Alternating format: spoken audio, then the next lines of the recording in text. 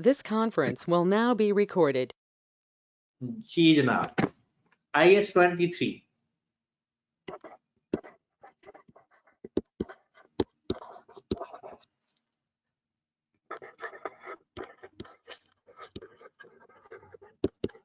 Borrowing cost.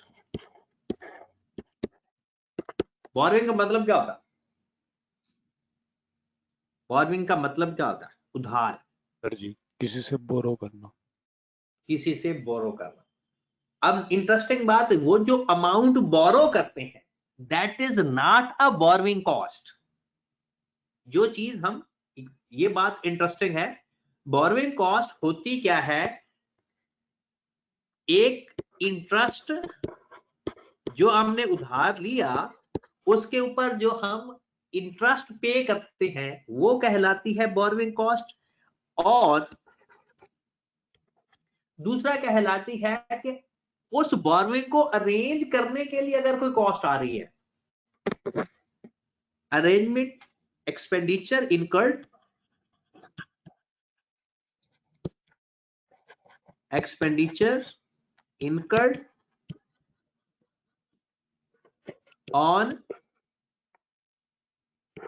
या for borrowing, expenditure incurred for arrangement of borrowing.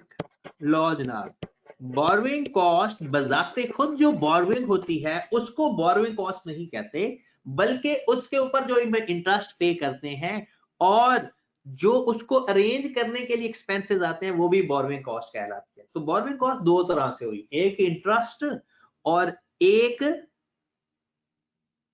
उसको arrange करने के लिए अगर कोई हमारे एक्सपेंसेस आ जाते हैं, कोई लीगल फी आ जाती है, कोई डॉक्यूमेंटेशन कॉस्ट आ जाती है, वो दोनों चीजें बोरोइंग कॉस्ट कहलाती है। अब इस बोरोइंग कॉस्ट का ताल्लुक हमारे स्टैंडर्ड में किस चीज के साथ होता है? वो होता है क्वालिफाइंग एसेट के साथ। क्वालिफाइंग एसेट के साथ।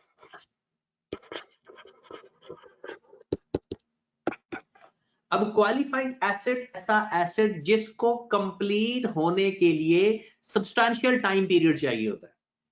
कंप्लीट होने के लिए सब्सटैंशियल टाइम पीरियड चाहिए होती है। सब्सटैंशियल टाइम पीरियड उन्होंने किसी जगह डिफाइन नहीं किया कि कितना टाइम, कि जी कितने महीने या कितने साल, लेकिन यह है कि सब्सटैंशियल टाइम पीरियड का मतलब है कि काफी टाइम चाहिए उसको कंप्लीट होने के लिए। यानी वो कोई 10-15 दिनों में कंप्लीट नहीं हो रहा या 1-2 महीनों में भी कंप्लीट नहीं हो रहा, बल्कि पॉसिबल है कि 5 साल लग जाए, 2 साल लग जाए, 3 साल लग जाए, मोर देन 6 मंथ भी किसी जगह कंसीडर किया जाता है। तो लेकिन डेफिनेशन के हिसाब से क्या लिखा हुआ है? डेफिनेशन क्वालिफाइंग एसेट की है ऐसा एसेट जिसको कंप्लीट होने के लिए सब्सटैंशियल टाइम पीरियड की जरूरत हो। ठीक है ना? जिसको कंप्लीट होने के लिए या कंस्ट्रक्ट होने के लिए, कंप्लीट होने के लिए या कंस्ट्रक्ट होने के लिए सब्सटैंशियल टाइम पीरियड रिक्वायर्ड हो। Required substantial period of time, उसे हम कहेंगे क्वालिफाइंग एसेट। नॉर्मली जो क्वालिफाइंग एसेट होता है, नॉर्मली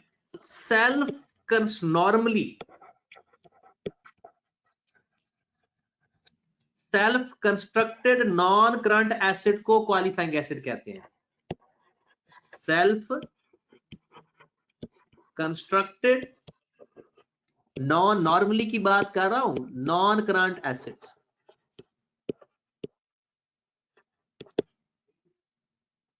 जो नॉन करंट एसेट खुद बना रहे होते हैं मोस्टली उनमें ये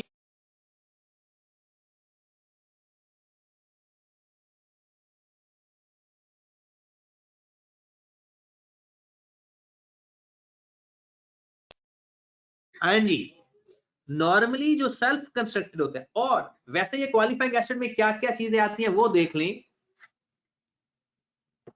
इसमें इन्वेंट्री भी आता है, वो इन्वेंट्री जिसको बनाने में सब्सटेंशियल टाइम चाहिए। इन्वेंट्री जो मैन्युफैक्चर हो रही होती है उसके लिए अगर सब्सटेंशियल टाइम पीरियड चाहिए तो वो इन्वेंट्री भी आता है। इसमें प्रॉपर्टी, प्लांट एंड इक्विपमेंट भी आता है। इसमें इन्वेस्टमेंट प्रॉपर्टी भी आता है।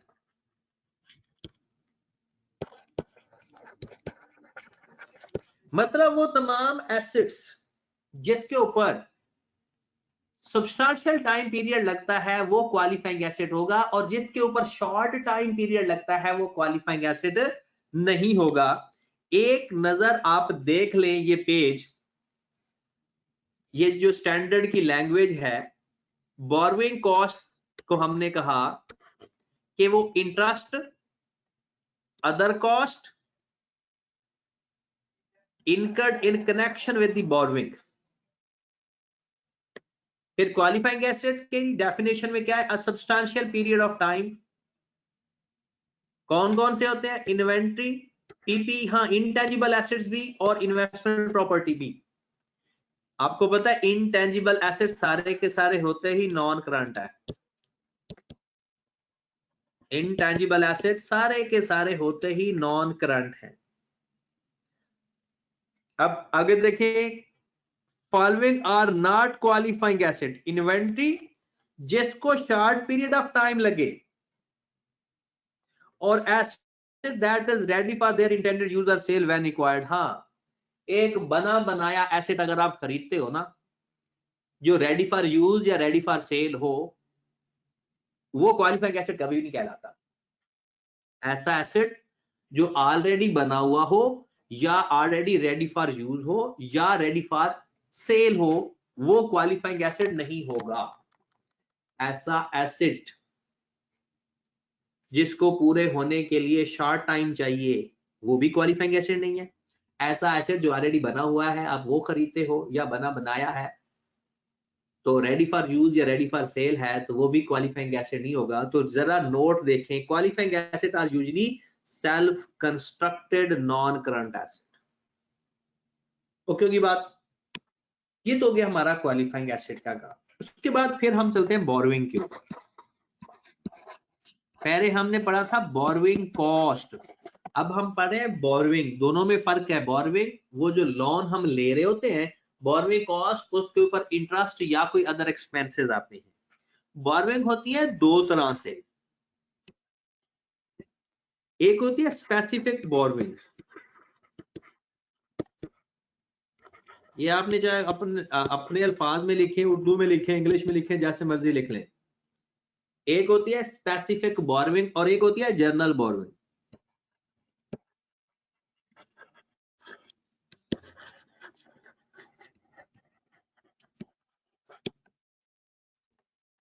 स्पेसिफिक बोरोइंग का मतलब ये है कि आपने जो उधार ली है वो स्पेसिफिक किसी प्रोजेक्ट के लिए ली है। आप एक मशीन बना रहे हो, आप एक बिल्डिंग बना रहे हो, आप कोई भी एसेट बना रहे हो, स्पेसिफिक उस पर्पस के लिए लिए है, वो पैसे आपने कहीं और नहीं खर्च करने। स्पेसिफिक फॉर अ प्रोजेक्ट,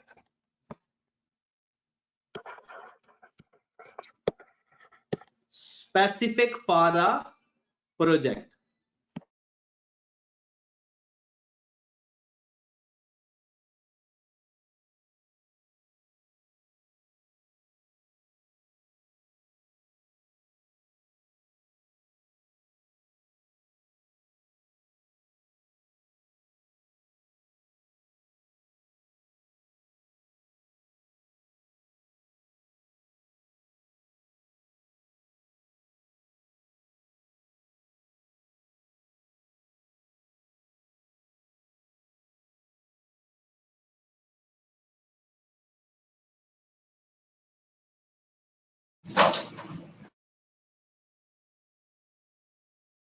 अब स्पेसिफिक फॉर अ प्रोजेक्ट का मतलब यह है कि आपने घर बनाना है, लोन लिया, वो लोन के पैसे आपने घर पे खर्च करने।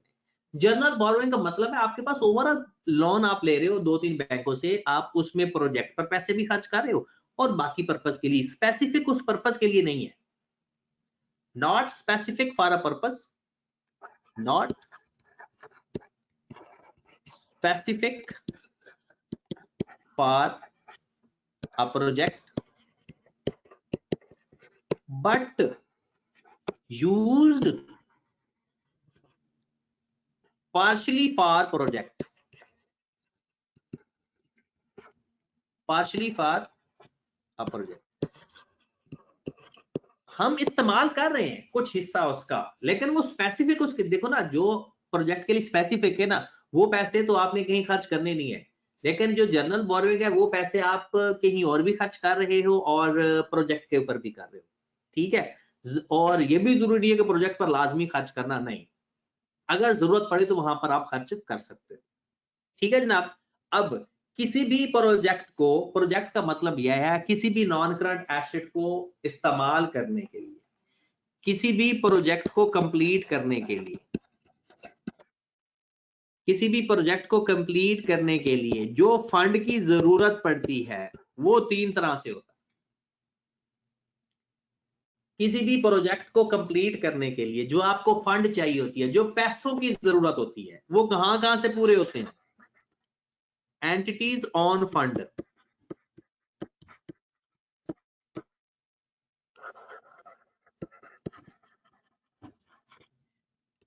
एक होगा जनाब स्पेसिफिक बोरोइंग से,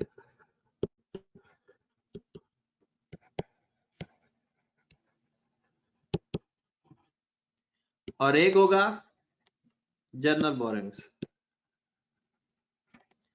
मेरे भाई किसी भी प्रोजेक्ट को कंप्लीट करने के लिए, किसी भी क्वालिफाइंग एसेट को कंप्लीट करने के लिए जो आपको फंड की जरूरत होती है, वो 3 तरह से फंड अवेलेबल होता है।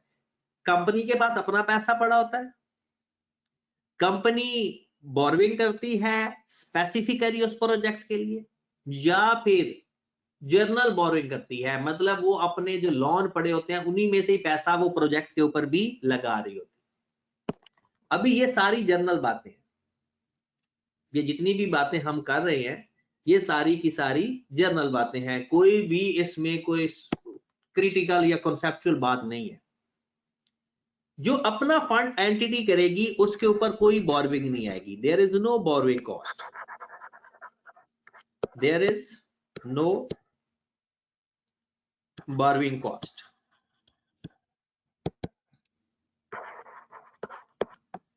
मतलब उसके ऊपर ना कोई इंटरेस्ट आपने कैलकुलेट करना है, ना कोई आपने ट्रांजैक्शन कॉस्ट, मतलब जो अरेंजमेंट कॉस्ट है, अरेंजमेंट एक्सपेंसेस है, वो भी नहीं कंसीडर करने, कुछ भी नहीं करना। सिंपल क्या करना है कि आपने जो एंटिटी पे पैसा खर्च करा है वो एसेट की कॉस्ट में ऐड हो जाएगा, बस। बोरोइंग कॉस्ट का कोई चक्कर नहीं होता। स्पेसिफिक बोरोइंग के अंदर total borrowing considered, total borrowing cost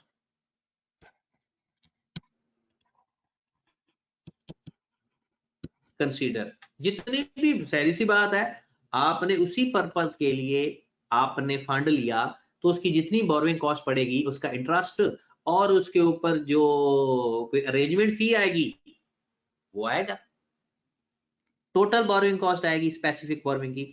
और जर्नल बोरोइंग में only borrowing cost consider,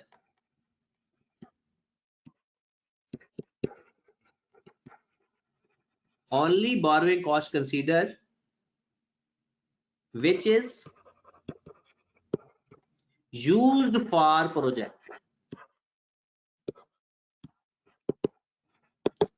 which is used for project। जो प्रोजेक्ट के लिए कितना पैसा इस्तेमाल हुआ, सिर्फ उसका इंटरेस्ट हम अपने अमाउंट में ऐड करेंगे, अपनी borrowing cost consider. Borrowing cost तो सारी होगी, बोरोइंग कॉस्ट तो सारी होगी, लेकिन उस प्रोजेक्ट में कितनी कंसीडर करनी हमने वो देखनी है, तो सर प्रोजेक्ट में हमने कितनी कंसीडर करनी है। क्लियर होगी बात? अब दोबारा सुने, पहले हमने पढ़ा बोरोइंग कॉस्ट होता क्या है। बोरोइंग कॉस्ट होता है जो हमने चीज बोरो की, मतलब जो लोन लिया उसके ऊपर इंटरेस्ट प्लस उसकी अरेंजमेंट कॉस्ट। उसके बाद क्वालिफाइंग एसेट वो एसेट होता है जिसको कंप्लीट होने के लिए सब्सटैंशियल टाइम पीरियड की जरूरत होती है। उसके बाद हमने पढ़ा कि वो कौन कौन से एसेट होते हैं। वो इन्वेंट्री हो सकता है, वो प्रॉपर्टी प्लांट एंड इक्विपमेंट हो सकता है, वो इन्वेस्टमेंट प्रॉपर्टी हो सकता है, वो इनटेंजिबल एसेट्स भी हो सकते हैं। ठीक होगी बात। उसके बाद ऐसी इन्वेंट्री जिसको कंप्लीट होने के लिए ज्यादा टाइम नहीं चाहिए होता, वो क्वालिफाइंग एसेट नहीं कहलाता। ऐसा कोई भी एसेट जो रेडी फॉर यूज या रेडी फॉर सेल है, मतलब वो कंप्लीट है। कंप्लीट एसेट को खरीदने के लिए मतलब आपने लोन लिया एक एसेट खरीदने के लिए, लेकिन वो एसेट आप कंस्ट्रक्ट नहीं कर रहे बल्कि वो ऑलरेडी बना बनाया एसेट लेते हो, तो उसके ऊपर बोरोइंग कॉस्ट अप्लाई नहीं होती, क्योंकि बोरोइंग कॉस्ट का कांसेप्ट सिर्फ क्वालिफाइंग एसेट के ऊपर अप्लाई होता है। ठीक हो गया जनाब। चलेंगे, ये तो थे कॉन्सेप्ट छोटे छोटे से, यानी ये कॉन्सेप्ट नहीं है, ये सिर्फ बातें ही है। अब हमने देखना है एक थोड़ा सा और इसको पढ़ लेते हैं 5 मिनट के लिए, और उसके बाद मैं क्वेश्चन नंबर I-16 करवाना है, क्योंकि काफी दिनों से सिंगल एंट्री का क्वेश्चन नहीं हो रहा, लेकिन कल से फिर स्टार्ट किया। इत्शाम भाई क्या पूछना चाह रहे हो? मैंने इत्शाम भाई आपसे कहा था कि आप डायरेक्ट क्वेश्चन लिख दिया करें, परमिशन की जरूरत नहीं होती। ठीक है जनाब। Statement of change in equity में ऐड हुआ है इस बार कुछ। Statement of change in equity में मैंने आपको कहा था, statement of changes in equity के अंदर जर्नल एंट्री उसने ऐड कर दी है, और रिडम्पशन ऑफ शेयर कैपिटल का कॉन्सेप्ट उसने कहा है कि ऐड है। वैसे पहले भी ऐड था, इस दफा उसने स्पेसिफिकली कह दिया, और मुझे लगता है इस दफा statement of change in equity का क्वेश्चन लाजमी आएगा, और उसमें रिडम्पशन ऑफ शेयर कैपिटल का कॉन्सेप्ट भी वो डिस्कस करेगा। इस दफा लगता ऐसा कि वो statement of change in equity का क्वेश्चन लाजमी पूछेगा, और उसमें से रिडेम्पशन ऑफ शेयर कैपिटल को भी वो लाजमी देखेगा, और ये भी करवा सकता है कि वो अलग से कहे कि जी रिडेम्पशन ऑफ शेयर कैपिटल की जर्नल एंट्री पास करके दो। ठीक है, चलें जनाब, अब हम क्वेश्चन देखते हैं। क्वेश्चन तो अभी नहीं, ऐसे ही छोटा सा कॉन्सेप्ट है इसमें, उसके बाद फिर देखते हैं। कहते हैं कि जनाब आपने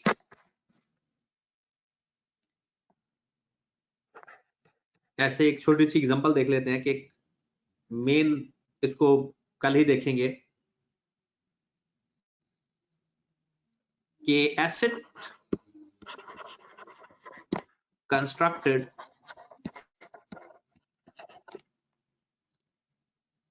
by an entity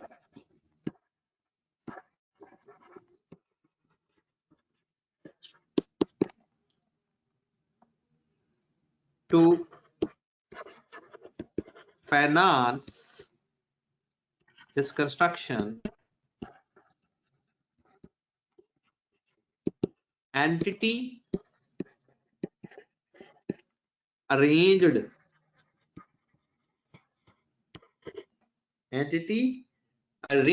a specific loan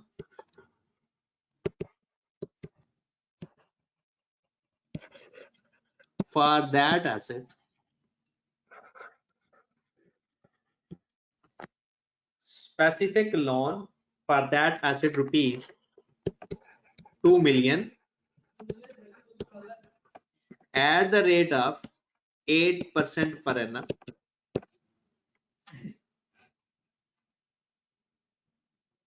remaining fund in hand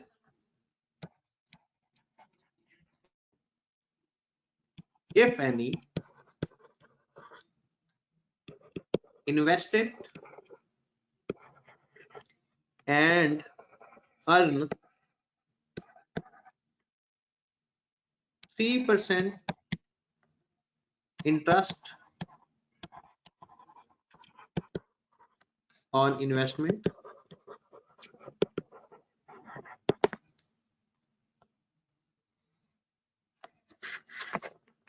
amount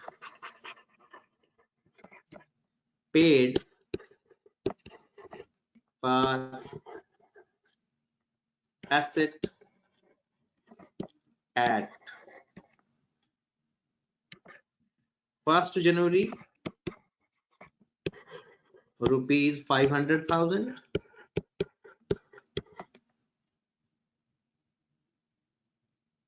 उसके बाद 1st April rupees 1 million,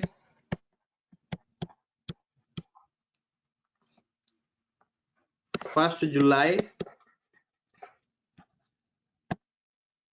rupees 500,000 remaining. Asset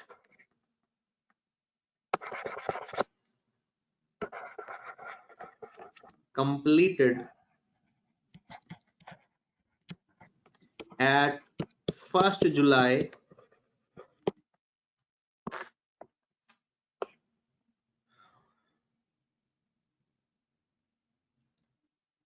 and loan also arranged at 1st January. Find total amount capitalized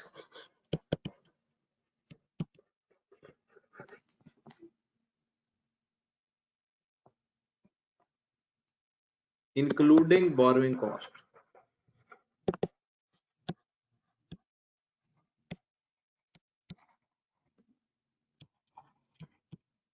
question एक दफा लिख लें, फिर बाद में मैं एक्सप्लेन करता हूं। ऐसे ही ना छोटा सा क्वेश्चन हमने अज्यूम किया है, ऐसे ही एक जर्नल अंडरस्टैंडिंग के लिए कि हमने बोरोइंग कॉस्ट में पढ़ना क्या है।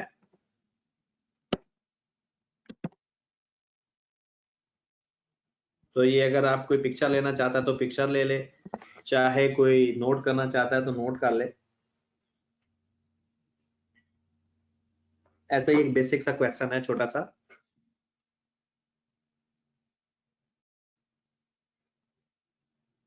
छोटा सा तो नहीं, ये छोटा सा ही है, वो लिखने में तो लिखते हुए ज्यादा लग रहा है आपको, वैसे ये छोटा सा ही है। सुना है इसमें डेट्स का काफी ध्यान रखना होता है। वो बाद में जो बातें सुनी सुनाई होती है ना, वो बाद में डिस्कस करेंगे। अभी हम ये सिर्फ ओवरव्यू ले रहे हैं, जस्ट ओवरव्यू। चले जी, जरा ध्यान से देखना है, क्वेश्चन आपने नोट कर लिया होगा।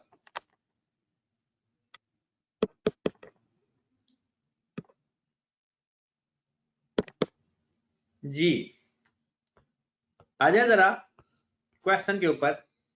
एक बात याद रखें, एसेट की कॉस्ट हमने फाइंड करनी है और उसमें बोरोइंग कॉस्ट भी फाइंड करनी है। जो बोरोइंग कॉस्ट हमने, ये बिल्कुल जनरल सी बात है कि जनाब एसेट की अमाउंट में जो एसेट की कॉस्ट आएगी ना, cost of an asset,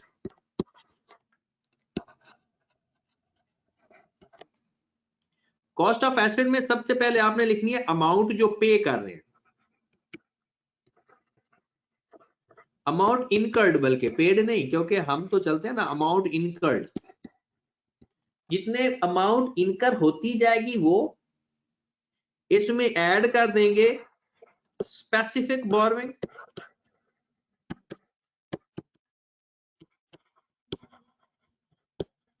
specific borrowing cost less कर देंगे investment income,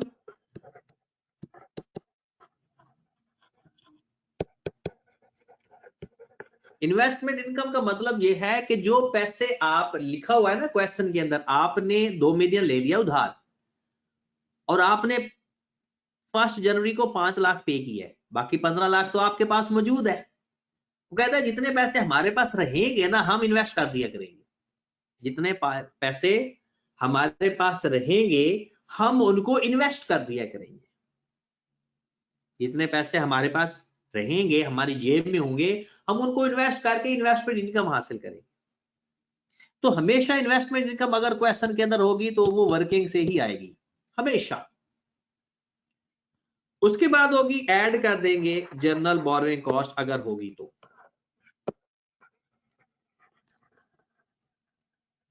general borrowing cost. और इसके अंदर एक और चीज भी ऐड होती है, यहां पर ऐड कर लें, अरेंजमेंट फी। अरेंजमेंट फी भी अगर क्वेश्चन के अंदर हो तो वो भी ऐड होती है। तो ये ही चीजें आती हैं मोस्टली क्वेश्चन के अंदर, कि जो आप लोग इसको किसी भी फॉर्मेट, इसका कोई भी स्टैंडर्डाइज्ड फॉर्मेट नहीं है, आप किसी भी फॉर्मेट के तहत कर सकते हैं इस क्वेश्चन को, सिर्फ जो रिजल्ट, जो अमाउंट है वो ठीक होनी चाहिए। तो सबसे पहले जो साल के अंदर जो अमाउंट इनकर्ड हुई है वो है 2 मिलियन। ऐसा है या नहीं? 5 लाख आपने दिया उस कंस्ट्रक्शन के लिए 1 जनवरी को, 10 लाख दिया 1 अप्रैल को, और फिर 5 लाख आपने दिया 1 जुलाई को। ऐसा ही है, आपने टोटल 2 मिलियन दिए। उसके ऊपर जो इंटरेस्ट आपने देना है गवर्नमेंट, बैंक को, वो इंटरेस्ट भी एसेट की कॉस्ट का हिस्सा बनेगा अगर आप कंस्ट्रक्शन कर रहे हो। अगर आपने बनाया एसेट लिया है तो फिर इंटरेस्ट कभी ऐड नहीं होता, ये हम पहले भी पढ़ चुके हैं। अगर आप कोई एसेट इंस्टॉलमेंट पे खरीदो या उधार पे खरीदो, उसका इंटरेस्ट कभी भी कैपिटलाइज नहीं होगा। लेकिन अगर आप खुद बना रहे हो और उसको बनाने के लिए आपने उधार पे पैसे लिए हैं और उसका इंटरेस्ट कैपिटलाइज होगा, और होगा कितनी देर तक? जब तक आपका एसेट बन रहा है। 2 मिलियन आपने उधार पे लिया, 8% के हिसाब से 6 मंथ का इंटरेस्ट कैपिटलाइज होगा, क्योंकि 1 जुलाई को आपका एसेट कंप्लीट हो चुका है। 2 मिलियन के ऊपर 8% और 6/12, 80,000 की स्पेसिफिक बोरोइंग कॉस्ट एसेट की कॉस्ट में ऐड हो जाएगी। स्पेसिफिक बोरोइंग में जितनी बोरोइंग उस एसेट से बनेगी वो ऐड कर देंगे। अरेंजमेंट फी कोई है ही नहीं, इन्वेस्टमेंट इनकम माइनस कर देंगे। दोबारा सुने, 2 मिलियन के ऊपर हमने 6 महीने का इंटरेस्ट क्यों पे किया? क्योंकि 1 जुलाई को हमारा एसेट कंप्लीट हो गया। फिर जैसे ही एसेट कंप्लीट हो जाए उसके बाद चाहे आप लोन पे करो या ना करो, इंटरेस्ट कैपिटलाइज नहीं करते, इंटरेस्ट कैपिटलाइज नहीं करते। दोबारा सुने, अगर हमारा एसेट कंप्लीट हो जाए या हम पैसे वापस कर दे बैंक को, एसेट कंप्लीट हो जाए या पैसे पे कर दे, उसके बाद इंटरेस्ट कैपिटलाइज नहीं होता। इंटरेस्ट आ रहा होगा नो डाउट, वो प्रॉफिट एंड लॉस अकाउंट में जाएगा, एसेट की कॉस्ट में ऐड नहीं होगा। दोबारा लिखें या सुन लें, वैसे ये कल की बातें मैं आज बता रहा हूं, कल हमने मेन काम ये करना है कि अगर एसेट कंप्लीट हो जाए या पैसे वापस बैंक को पे कर दे, इनमें से जो भी पहले काम हो गया उसके बाद फिर इंटरेस्ट कैपिटलाइज नहीं करना। डन। अब इन्वेस्टमेंट इनकम की वर्किंग देख लें। Working number 1, investment income. इसका कॉन्सेप्ट एक बार फिर से सुन ले। ये वो पैसे होते हैं आपने 1 जनवरी को, यहां पर आप लिख ले आउटस्टैंडिंग लोन या टोटल लोन।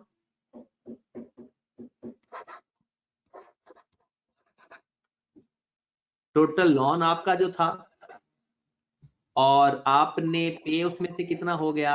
यूज्ड, पेड या यूज्ड।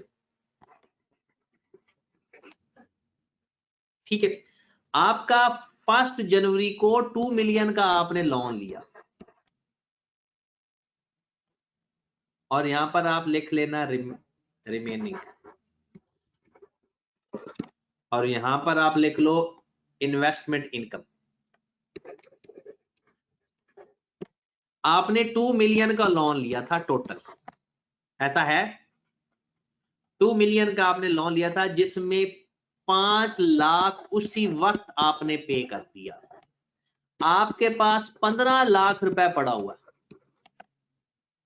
ये 15 लाख आप इन्वेस्ट कर दोगे उस वक्त तक जब तक कि अगली पेमेंट नहीं होगी। आपके पास टोटल लोन कितना है? 2 मिलियन का आपने लिया, 5 लाख आपने उसी डेट को पे कर दिया, जो जब जेब में पैसे पड़े ना वो आपने अपनी जेब में नहीं रखने, बल्कि आपने फर्दर इन्वेस्ट कर देने। और इन्वेस्टमेंट का रेट क्या है? 3%। मल्टीप्लाइड बाय कितने टाइम के लिए इन्वेस्ट होंगे? अगली पेमेंट की डेट तक। अगली पेमेंट है 1 अप्रैल को, तो जनवरी का महीना भी सारा इन्वेस्ट रहे, फरवरी का महीना भी इन्वेस्ट रहे और मार्च का महीना भी इन्वेस्ट रहे। 3 महीनों की इन्वेस्टमेंट इनकम आएगी। 15 लाख के ऊपर 3% के हिसाब से 3 महीनों की इन्वेस्टमेंट इनकम आएगी 11,250। 11,250। अब आ जाए 1 अप्रैल को, अगली पेमेंट की डेट। लोन था 15 लाख का जो बच गया था। लोन कितना बच गया था? 15 लाख का, जिसमें इस्तेमाल हो गया 1 मिलियन। बाकी बच कितना गया? 5 लाख। अब ये 5 लाख 3% के हिसाब से फर्दर 3 महीनों के लिए इन्वेस्ट हो गया। कौन कौन से 3 महीने? अप्रैल, मई और जून, क्योंकि अगली पेमेंट हम कर रहे हैं 1 जुलाई को। जितने पैसे आपके बचते जाएंगे आप लोग उसके ऊपर इन्वेस्टमेंट इनकम हासिल करते जाओगे। कितना बनता है जनाब? 3,750। दोबारा सुने, आपने 2 मिलियन का लोन लिया था, 5 लाख उसी वक्त पे कर दिया, 15 लाख बाकी बच गया। आपने इसके ऊपर इन्वेस्टमेंट इनकम लेनी है कब तक? जब तक कि अब अगली पेमेंट नहीं हो जाती। अगली पेमेंट की डेट तक टाइम गिना, 3 महीने बने, 11,250 आ गया। फिर अगली पेमेंट की 15 लाख लोन में से 10 लाख। 10 लाख तो हमने एसेट के लिए पे कर दिया, अब तो पैसे हमारे पास 5 लाख बच गए। अब 5 लाख के ऊपर 3% के हिसाब से 3 महीनों का इंटरेस्ट आ गया 3,750। उसके बाद अगली पेमेंट की हमने 1 जुलाई को। 5 लाख लोन था जो रिमेनिंग बचा हुआ था और 5 का 5 पे हो गया। अब आगे कुछ बचा ही नहीं तो इन्वेस्टमेंट इनकम भी नहीं आएगी, क्योंकि पैसे खत्म हो गए। पैसे खत्म हो गए तो हमारी इन्वेस्टमेंट इनकम कितनी आ गई? 11,250 प्लस 3,750, 15,000। हमारी इन्वेस्टमेंट इनकम आ गई जनाब 15,000। कहते हैं जो लॉ इंटरेस्ट हमने 80,000 पे करना है और उसके ऊपर इनकम हमने 15,000 है, माइनस कर दी। जर्नल बोरोइंग अभी नहीं है, तो total cost of an asset 2 million, तो टोटल का टोटल उसके ऊपर खर्च हो गया, प्लस 80,000 का इंटरेस्ट ऐड करेंगे जो हमने पे करना है, माइनस 15,000 उसमें से जो कमाया है। ठीक है जनाब, तो आंसर क्या आ गया? 2,06,500। ये एसेट की कॉस्ट आ गई। और इसमें अगर बोरोइंग कॉस्ट का पोर्शन है वो ये है, ये पोर्शन है बोरोइंग कॉस्ट।